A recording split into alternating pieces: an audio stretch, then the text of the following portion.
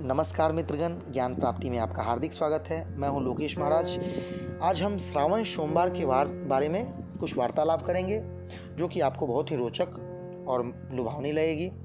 जी हाँ, इसका टाइटल है श्रावण सोमवार व्रत बिना इस कथा को पढ़े माना जाता है अधूरा। यानी कि अगर आप श्रावण सोमवार व्रत करते हैं और इस कथा को नहीं सुनते हैं तो वो व्रत अधूरा माना जाता है। तो आइए हम कथा शुरू करते हैं। एक समय की बात है कि किसी नगर में एक साहूकार रहता था। उसके घर में धन की कोई कमी नहीं थी, लेकिन उसकी कोई संतान नहीं थी। इस कारण वह बहुत दुखी रहता था। पुत्र प्राप्ति की वह प्रत्येक सोमवार व्रत करता था। पूरी श्रद्धा के साथ शिव मंदिर जाकर भगवान शिव और पार्वती की पूजा करता था। उसी भक्ति देखकर एक दिन माता पार्वती प्रसन्न हो गई और भगवान शिव से उस साहूकार की मनोकामना पूर्ण करने की आग्रह की। पार्वती जी की इच्छा अनुसार भगवान शिव ने कहा कि हे पार्वती, इस संसार में हर प्राणी अपने कर्मों का फल भोगता है और जिसके भाग्य में जो हो उसे भोगना ही पड़ता है। लेकिन पार्वती जी ने साहूकार की भक्ति का मान रखने के लिए उसकी मनोकामना पूर्ण करने की इच्छा जताई। तब भगवान माता पार्वती के आग्रह पर शिव जी ने साहूकार को पुत्र प्राप्ति का वरदान दे दिया, लेकिन साथ ही में उन्होंने कहा कि उसके बालक की आयु केवल 12 वर्ष की होगी।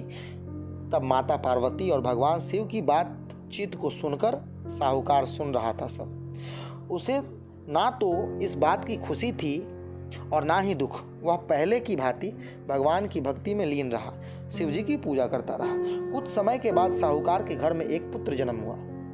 जब वह 11 वर्ष का हुआ तो उसे पढ़ने के लिए काशी भेज दिया गया। साहूकार ने पुत्र के मामा को बुलाकर उसे बहुत सारा धन दिया और कहा कि तुम इस बालक को काशी विद्या प्राप्ति के लिए लेके जाओ और मार्ग में यज्ञ कराते जाना। जहाँ भी यज्ञ कराओ वहाँ ब्राह्मणों को भोजन कराते जाना और दक्षिणा देते जाना। दोनों मामा भांजे इसी तरह यज्ञ कराते और ब्राह्मणों को दान दक्षिणा देते काशी की ओर निकल पड़े। रात में एक नगर आया जहाँ पे उस नगर के राजा की कन्या का विवाह था, लेकिन जिस राजकुमार से उसका विवाह होने वाला था वह एक आंख से काना था। राजकुमार के पिता ने अपने पुत्र के काना होने की बात छिपाने के लिए एक चाल सोची। साहूकार के पुत्र को देखकर उसके मन में एक विचार आया। उसने सोचा, क्यों ना इस लड़के को दूल्हा बनाकर राजकुमारी से विवाह करा दूं। विवाह के बाद इसको धन देकर विदा कर दूंगा और राजकुमारी को अपने नगर में लेके चले जाऊंगा। लड़के को दूल्हे के वस्त्र पहनाकर राजकुमारी से विवाह करने के लिए तैयार कर लिया, लेकिन साहूकार का पुत्र ईमानदार था। उसे यह बात न्याय संगत नहीं लगी। उसने अवसर पाकर राजकुमारी की चुन्नी पे लिख दिया कि तुम्हारा विवाह तो मेरे साथ हुआ है, लेकिन जिस राजकुमार के संग तुम्हें भेजा जाएगा वह एक आंख से काना है। तो मैं काशी पढ़ने को जा रहा हूँ। जब राजकुमारी ने अपनी चुन्नी पर लिखी बातें पढ़ी तो उसने अपने माता पिता से यह बात सुना दी। राजा ने अपनी पुत्री को विदा नहीं किया, जिससे बारात वापस चली गई। दूसरी ओर साहूकार का लड़का और उसका मामा काशी पहुँचे और वहाँ जाकर उन्होंने यज्ञ किया। जिस दिन लड़के की आयु 12 साल की हुई उसी दिन यज्ञ रखा गया था। जब वह 12 वर्ष का हुआ तो उसी दिन यज्ञ रखा गया।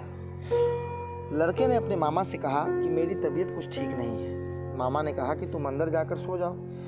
शिव जी के वरदानानुसार कुछ ही देर में उस बालक के प्राण निकल गए। मृत भांजे को देखकर उसका मामा विलाप शुरू कर दिया। संयोगवश उसी समय शिव जी और माता पार्वती उधर से जा रहे थे। पार्वती जी ने भगवान से कहा कि स्वामी, मुझे इसके रोने की स्वर सहन नहीं हो रही है। आप इस व्यक्ति के कष्ट को अवश्य ही दूर करें। जब शिव जी मृत बालक के समीप गए तो वह बोले कि उसी साहूकार का पुत्र है जिसे मैंने 12 वर्ष की आयु का वरदान दिया था।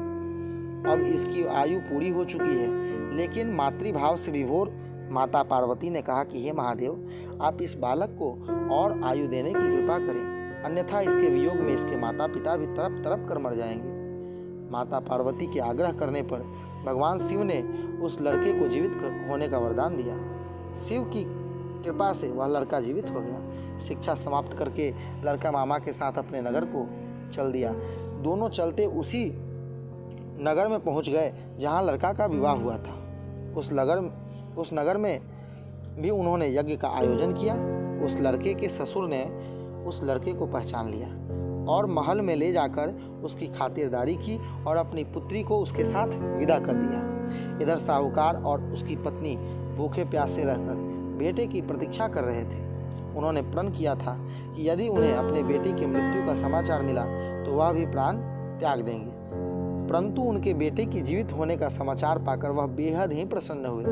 उसी रात भगवान शिव ने व्यापारी की स्वप्न में आकर कहा कि हे श्रेष्ठ जन, हे सृष्टि, मैंने तेरे व्रत के प्रभाव से तेरे पुत्र को लंबी आयु का वरदान दिया है। इसी प्रकार को जो भी कोई इस व्रत को करेगा और सोमवार की कथा को सुनेगा, उसके सभी दुख अवश्य ही दूर हो जाएंगे और समस्त मनोकामनाएं पूर्ण होंगी। जय भोलेनाथ। तो दोस्तों, मैंने आपसे इस उत्तम व्रत को थोड़ा जल्दी कह के सुनाया। आप इसे सुने और व्रत करें। भगवान भोलेनाथ आपकी हर मनोकामनाएं पूर्ण करेंगे। जय श्री राम दोस्तों।